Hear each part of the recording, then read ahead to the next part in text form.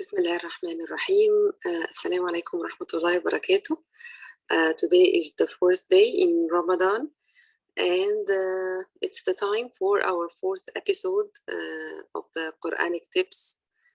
And today we are going to reflect upon two verses from the fourth chapter, juz number 4, from Surah Al Imran. Two verses from this surah where I find very useful to reflect upon. Let's have a look. أعوذ بالله من الشيطان الرجيم. وسارعوا إلى مغفرة من ربكم وجنة عرضها السماوات والأرض أعدت للمتقين الذين ينفقون في السراء والضراء والكاظمين الغيظ والعافين عن الناس والله يحب المحسنين. And let's have a look over the translation for it. Be quick in the race for forgiveness from your Lord and a paradise as vast as the heavens and earth, prepared for those mindful of Allah. They are those who donate in prosperity and adversity, control their anger and pardon others, and Allah loves the good doers. Okay, so today the tips that I'm going to reflect with you upon are 5 tips. Number 1, the first tip is وسارعوا, and by وسارعوا it was translated be quick in the race of. Let's have a look over 2 things that might confuse us. Racing, okay, versus hasting. Okay, nowadays I'm sure most of you have read or you have heard about the trend of slow living, and it has been promoted as a nice way of understanding the quality of life. So slow living, it means just to give everything its time. And this is something that is useful and highly recommended, definitely. So how are we going to live the slow living while we are just saying that we have to race? So I've searched and I thought, and I have this reflection that I would like to share with you, that there are 2 things now. Racing towards good deeds, which is in Arabic al-musara'a fil khairat. Okay, this is something, yes, we should race. We should not waste time. We should live every day as if it's the last day in our life. So when we think about akhirah, when we think about the life after, we should live every day as if it is the last one. So there is no time to waste. Yes, definitely we should race and we should be quick. In which matters? In the matters that really matter, in the things that will count. Okay, so in this way, yes, we should be quick.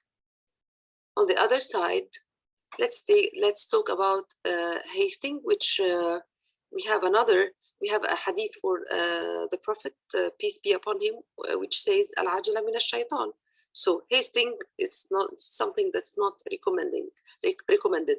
So by hasting now, I understood that it is it means being quick in the things that don't matter. Okay, so being chaotic, being hectic, this is like the hectic lifestyle. Being quick in everything that actually it would not do any harm if we did it the slow way. So I hope this first tip was clear enough, the difference between racing towards the good deeds because we have no time to waste when thinking about the life after. On the other hand, anything that is not that could be done slowly, we should do it slowly, or let's say there is no need to do it the fast-paced life that most of us live in it. So this is the tip number 1 that I thought about when I read this verse. The second verse has the qualities of the people, the pious people, or the people who are mindful about Allah subhanahu wa ta'ala. So these people have, they have several qualities that are mentioned all over the Quran, but in this verse, we have 4 qualities. And it is something that summarizes that the self-development journey that every one of us would love to go through. So the first thing is those people who are promised with the paradise and the forgiveness of Allah subhanahu wa ta'ala. The first quality is that they give away, they pay charity, they give donation in either ways, in prosperity and in adversity. They are not waiting for something to happen, then I will be good, then I will pay. Just when I have money, I will pay. No, they pay anyways.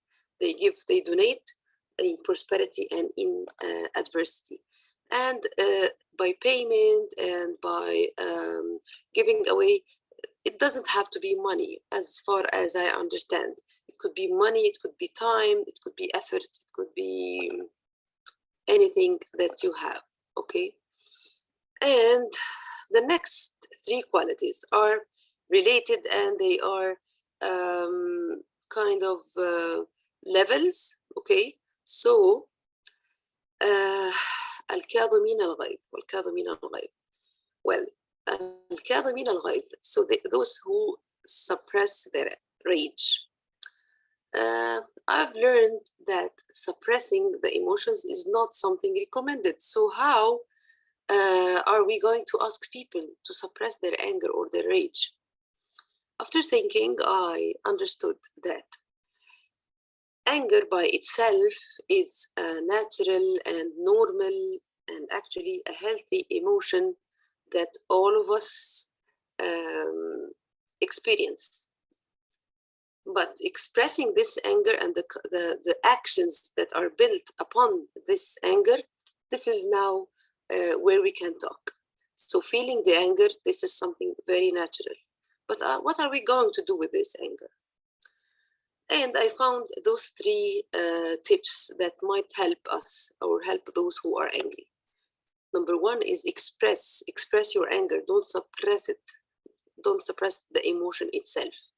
When you feel the anger, you express it. How would you express it? Express it, of course, here it means express it without hurting others.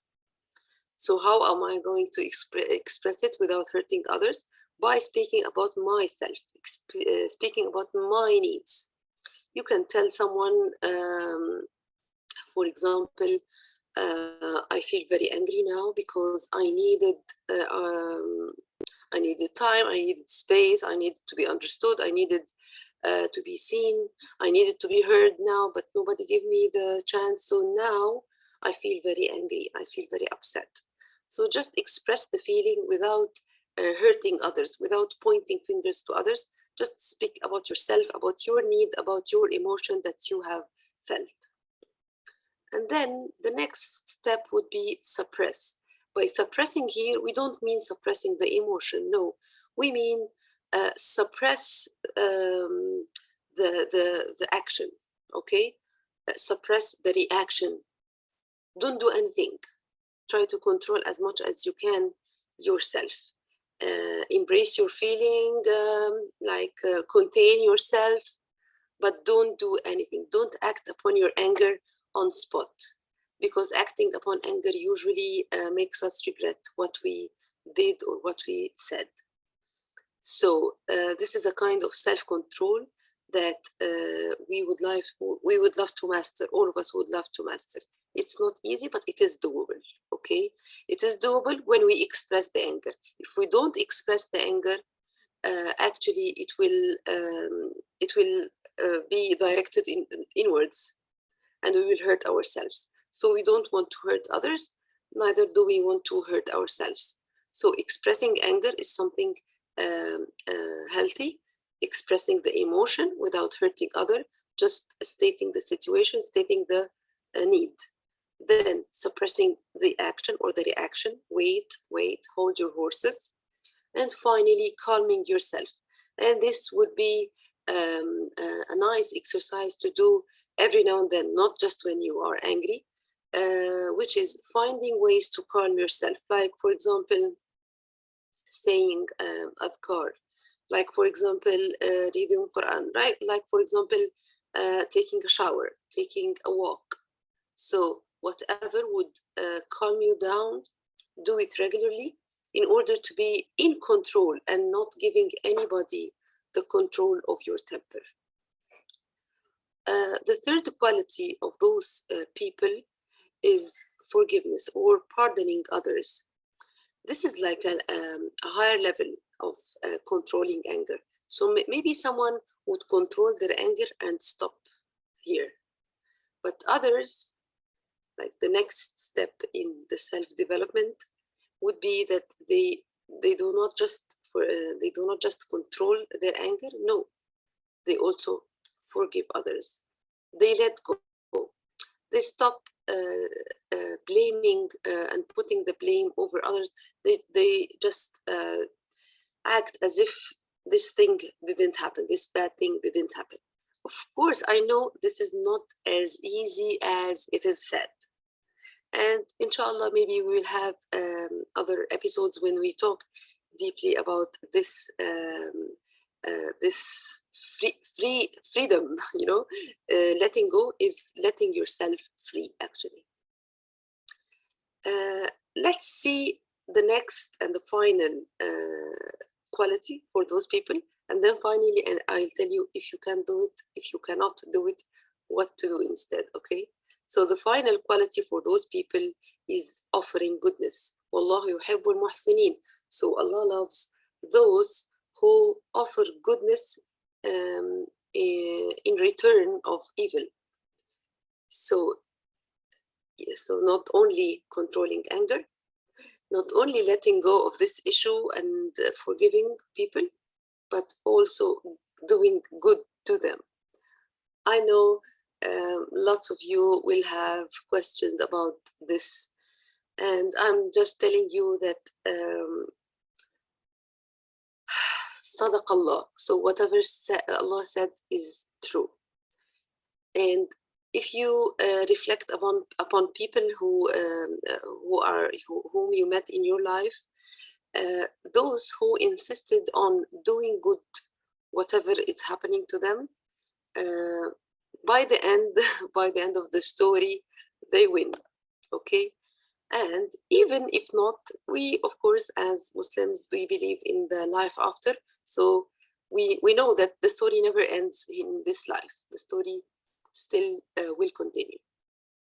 So offering good to those people, even who caused us hurt or pain or whatever bad situation, this is the highest level of the pious people who were promised forgiveness and paradise.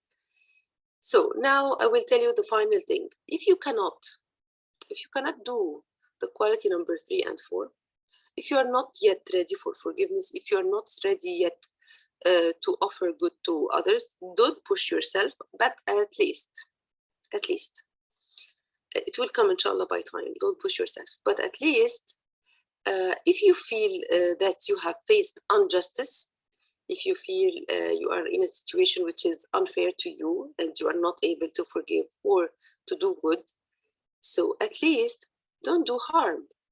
Okay, so stand up for yourself, take your rights, express yourself. Okay, everything is okay, but don't do bad. Like what? We sometimes see people who maybe they really went into a situation that was unfair to them.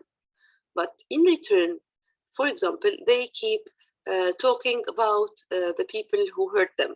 So talking about the people they hurt them, backbiting them, telling everyone we meet about them. So what are we doing now?